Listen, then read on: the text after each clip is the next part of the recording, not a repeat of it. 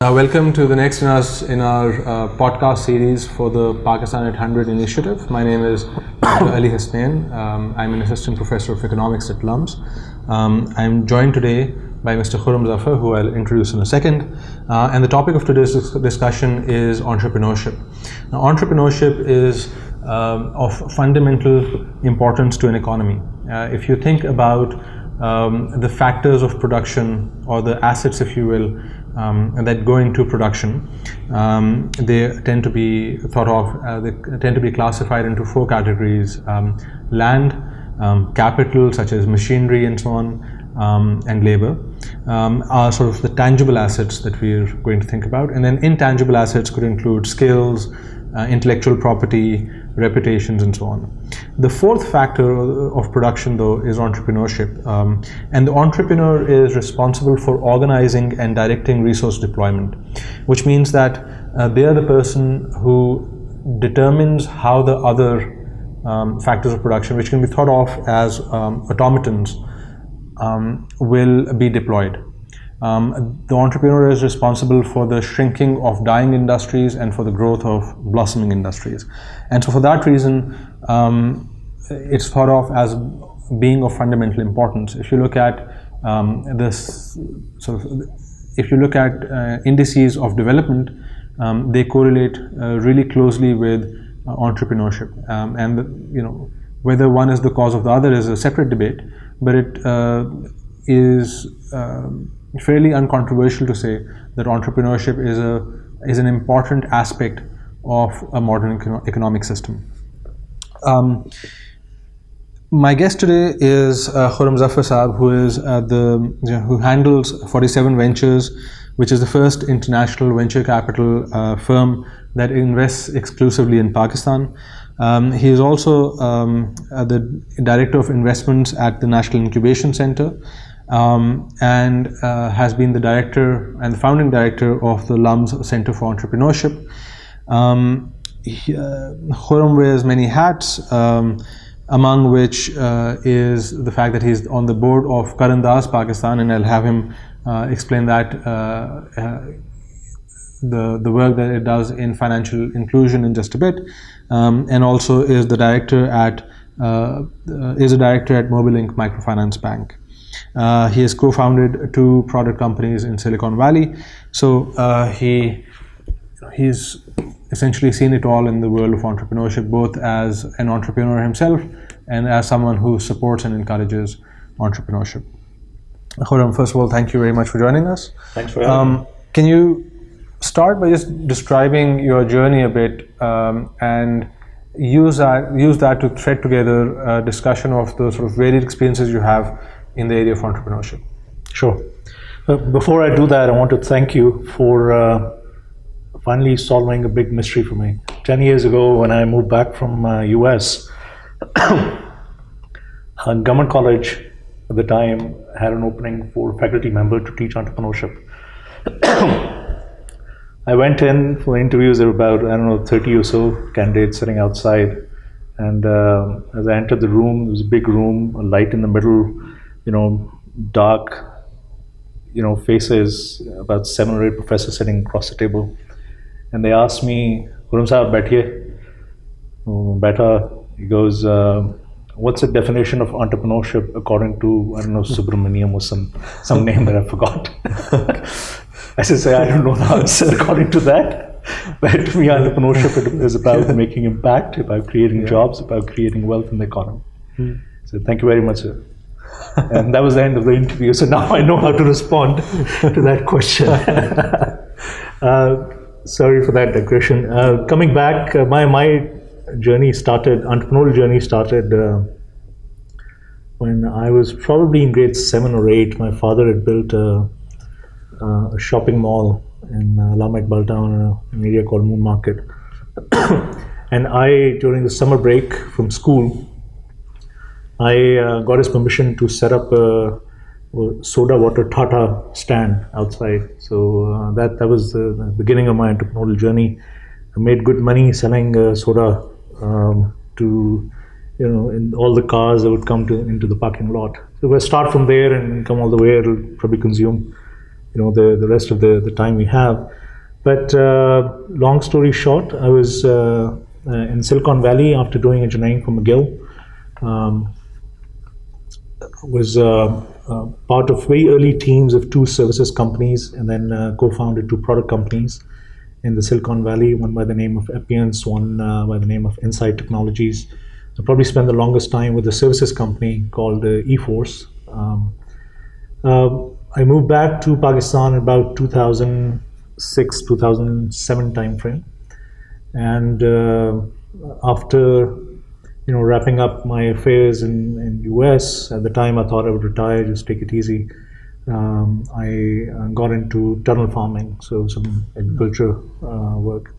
I did that with a friend for a couple of years. A very, rewarding venture, both financially as well as, in my opinion, spiritually also. And after that, I joined the Lahore Stock Exchange as a CIO because they let go of the entire management there because of some issues that they were having. So I was there for a couple of years, and then I started evangelizing entrepreneurship, lobbying for entrepreneurship, for incubation centers, for investments into the country. First with the Punjab government, that resulted in the creation of Plan 9 incubator. Some friends from the ecosystem like Jahan Ara, Badr Khushnood, Umar Saif, Babar Ahmed, Zia Imran, myself, we were part of the founding board of Plan 9. So we sort of got that off the ground. I was with them for a couple of years. In the meantime, I started teaching entrepreneurship as well, and then at LUMS founded the Center for Entrepreneurship in 2014. And then last year, we got a large grant from the Ministry of IT. One of its funding agencies called Ignite. It was about a $6 million grant to basically expand what we were doing at LUMS Center for Entrepreneurship instead of the National Incubation Center in Lahore.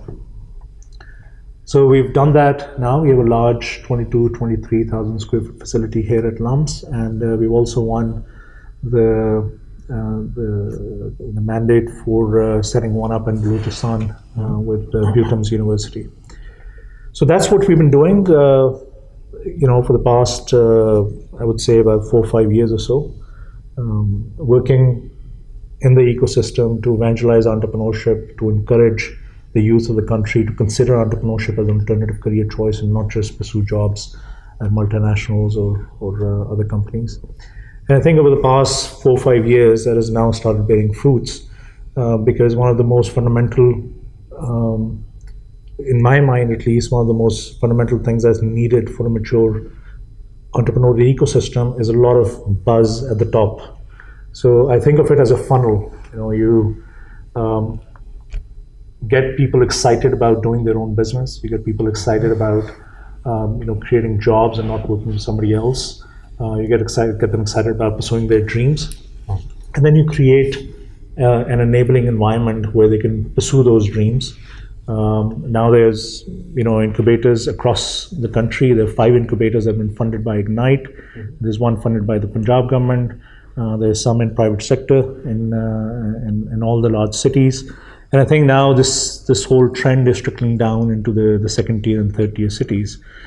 And if you talk to graduates today, you would find that at least they're thinking about startups. They're thinking about fundings that startups are getting that were founded by their peers or their seniors in the university, and that's getting them to at least experiment. And that's an important indicator in my mind for eventually successful companies that'll come out of this activity. So the more buzz we have at the top of the funnel, the more companies will sort of go through the funnel through various stages of maturation, and eventually we'll see large companies coming out on the other end. I had the privilege of being on the committee that was conceptualizing the LUMS Center for Entrepreneurship, and it was a great learning exercise for me. For our viewers, can you just get into the nuts and bolts a bit about what such an incubator, maybe specifically the LUMS Center, was in terms of, what were the teams that it brought in, how did it facilitate them, what were the success metrics, and so on? Yeah, sure. So this activity started back in, I would say, towards the end of 2013. There was an entrepreneurial work group that was set up and that would meet weekly. You were part of that committee. Dr. Suhail Naqvi chaired that committee. He was the vice chancellor at LUMS at the time. And the work group, I think one of the good things they did was they invited outsiders to come in and contribute and pitch in their ideas of what a university incubator should be like. And I was one of the invitees in one of the meetings. And I think through process, this discussion probably went on for about 2 months or so. We met 7 or 8 times in the entrepreneurial work group. And one of the things that emerged was that, one, we need to separate the entrepreneurial activities from the academic side. You know, there's a lot of merit by integrating the two, but we at the time, you know, I think everybody agreed that let's get something up and running that's not necessarily tightly integrated with the academic stream of affairs at LUMS. And once it matures, then we figure out a way how do we marry the academic side, the research side with the entrepreneurial side. So I think there was a sort of a bold decision that came out of that meeting, and I think it was very critical to, you know, whatever success we've seen so far here. The second step was obviously to then figure out, you know, what should be the team like that'll lead this. And then again, a decision was made to bring in an entrepreneur to lead the center. I'm not an academic, you know, for any other purpose, I'd probably not even be allowed to enter LUMS because I don't have a PhD. But you know, because I had founded companies, you know, I had some experience building and contributing to the development of Plan 9 and the government of Punjab. I was given the mandate to basically, you know, set up this incubator at LUMS. And we had defined at that stage very clear metrics for success. And the metrics were not, you know, research journals or, you know, impact, you know, ratings and whatnot. The metrics were very simple. You know, it was the number of jobs that get created out of, you know, the companies that we incubate here. It was the revenue that they generate. It was the investment that they raise from private sector. It was around the value of the companies, and you know, down the road, tracking the indirect jobs that are getting created by, you know, the companies that are coming out of it. And so those were very, very clear, high level 4 or 5 metrics that we tracked.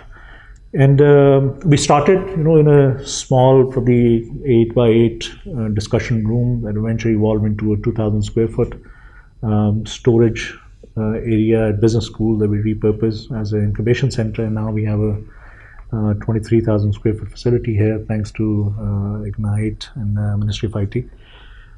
And you know, here we are. Our focus was always, you know, finding entrepreneurs that are very passionate about the problems that they want to solve from their companies. So we were very selective in that. We put together independent, completely independent from LUMS, advisory board, what we call the Foundation Council, that would help us select these entrepreneurs from all the applications that were coming in. And then we had a fantastic network of mentors who, by the way, would just, you know, give their time on a completely pro bono basis to come in and spend time with our entrepreneurs from various different industries and different specialties. And then eventually we connect them with investors at an investor summit that we, you know, hold at LUMS for every cohort.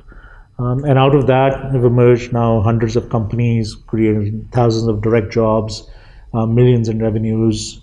Are, you know, probably the most prominent success story is a company that's worth you know, close to $10-11 million now. They've raised investment to the tune of $5-6 million, and they're making real impact also. They're working on a filter that can essentially take gutter water, and, you know, on the other side you can have drinkable water come out of it. So, you know, gradually we'll see more impact out of these initiatives. And now we have started, you know, working with the academic faculty in both business school, the School of Science and Engineering, and others, and getting them to start their companies. Dr. Farah is a great example. She's a faculty member at business school. Now she is a startup entrepreneur who's incubated in the last cohort. Dr. Jahangir Karamat was here.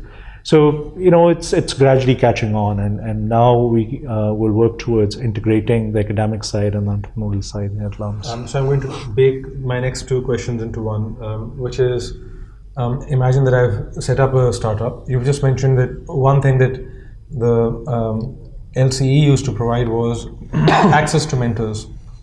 And so part one of my question is, please describe what other facilities a startup gets by virtue of being inducted into the center.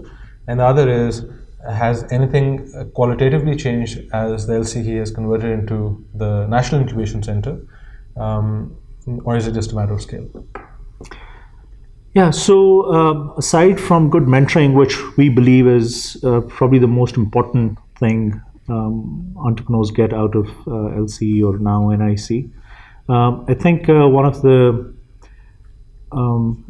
ways we sort of allow the entrepreneurs to focus on their business, on their startup, is not have to worry about a lot of the minutiae that they would have to deal with outside of NIC. So, for example, as the startups were the ones that existed, they were joining us, or the ones who were graduated and going out into the market, they have to find a house that they could rent.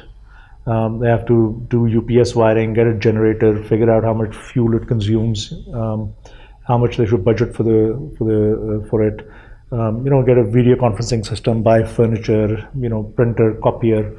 So all of this stuff takes energy, time away from the core, which is building the product or service that the startup ought to be doing. So one of the things that we do is at both LCE and now at a much larger scale at NIC, we have a plug-and-play center where our incubatees, as well as even after they graduate, they are able to use the facilities as their office space.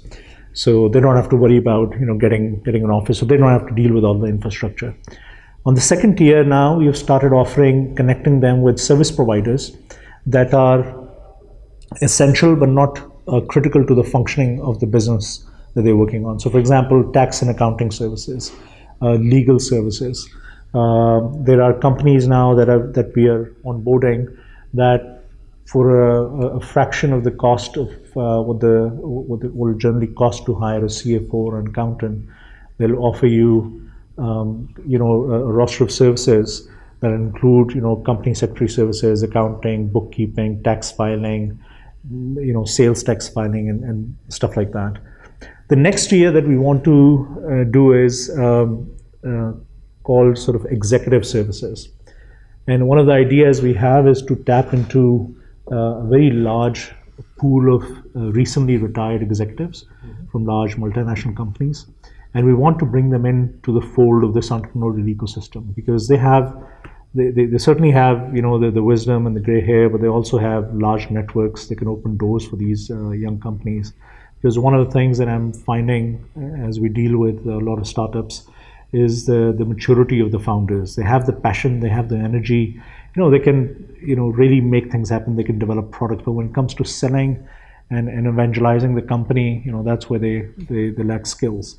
And that's where it'll help to pair them with some of the seasoned mentors from the industry that are not necessarily working at large corporations, have recently consumed and they have the bandwidth to give to these startups, perhaps in exchange for some equity or maybe some hourly fee, or maybe even some might be willing to do it on a pro bono basis. So imagine that there's a young founder out there listening, and they want to access these facilities. What are the steps they'd have to take, and what are sort of the payment models that you might have for the services? So it's very competitive to get into NIC Lahore now.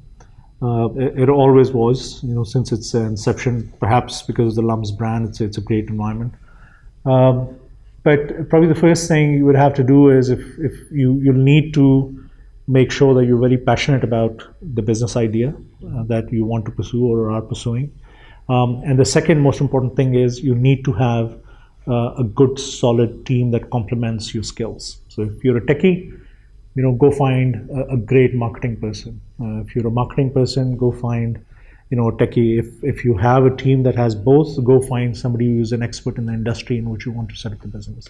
So this 2, 3, 4-person founding team is probably the most critical element of admission into NIC. And it sort of shows your resolve towards a startup also. It's not enough to think of a earth-shattering business idea and apply it to LUMS. You need to take some initiative, you need to give it some thought, you need to develop a business model, and you need to take the steps to recruit a founding team, because if you don't have that, chances are you won't get in. Once you have that, you apply. We have an online application process on our website, niclahore.com. You can go there. You can once the applications are open, you'll be able to submit a 2-3-pager application form that tells us about your team and your business. There's a management sort of does the initial screening of applications, and then there's a very independent industry, all prominent industry leaders council that helps us select about 20 to 25 startups for every cohort. That happens twice a year. And once you're in, that's not it. Once you're in, there's a very stringent but very personalized set of goals that are developed mutually with the founders. And they are responsible for meeting or exceeding those expectations every month. And if you get 2 strikes in a row, then you're basically thrown out. But as long as you stay in the program, you get some amazing mentoring and guidance. There's a program that we do with EDAS. It's a behavior change boot camp for 10 days. We don't talk about your business. We talk more about entrepreneurial competencies, how to identify them, how to baseline them, and how to improve them and give them tools, and how to continue to evolve those entrepreneurial competencies lifelong. And we have a design thinking workshop that's done by Shahid Khan, one of the most prominent design thinking experts in the world. Was head of innovation at PayPal. Now leads design thinking at SAP. He flies in from California, spends a week with our entrepreneurs. It's an amazing journey. We talk about design thinking, but we also talk about topics like how to have difficult conversations, because that's one of the things we make entrepreneurs do. Because oftentimes we see the team that I'm talking about, half the time it ends up being 4 class fellows in the CS 101 course that form the company. So there's some tough decisions that have to be made very early on in the company. And then there's weekly focus areas, and then for each of the themes of the week, we get experts to come in, do a mentoring session, and then give them an opportunity to get to know the entrepreneurs, and for the entrepreneurs to know the mentors. And over the course of these 14 sessions and 14 to 15 mentors who come in, they sort of strike a bond with one of them, who becomes an advisor or a board member, or perhaps later an investor. When you look for companies to induct, what's the secret sauce? What are you looking for in terms of, is it sort of the idea, is it the attitude, the current skill set of the people involved? What sets a company apart? So probably I would say about 40 to 45% of the market. I don't know what the latest breakup is, but it used to be that about 40 or 45% of the numbers were about the team.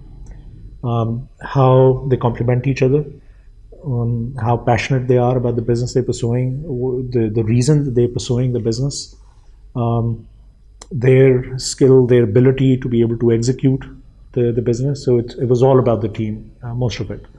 Part of the numbers are about traction. If you've already taken the step to found the company, to develop, start working on the product, or even have a product that you've taken to market, that means a lot in the selection process.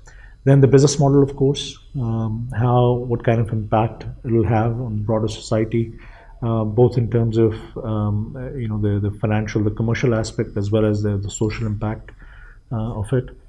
And one of the things we have lately started focusing on is the ability of the team and the plan that they have to market the product or service, because it's been one of the weakest areas of startups as we have tracked them throughout this program. So primarily if you have a good team and you're doing it for the right reason, and you've taken steps and you're not waiting for getting inducted into an incubation program and getting spoon-fed what to do, then chances are you'll probably get in. And those are the startups that we generally prefer.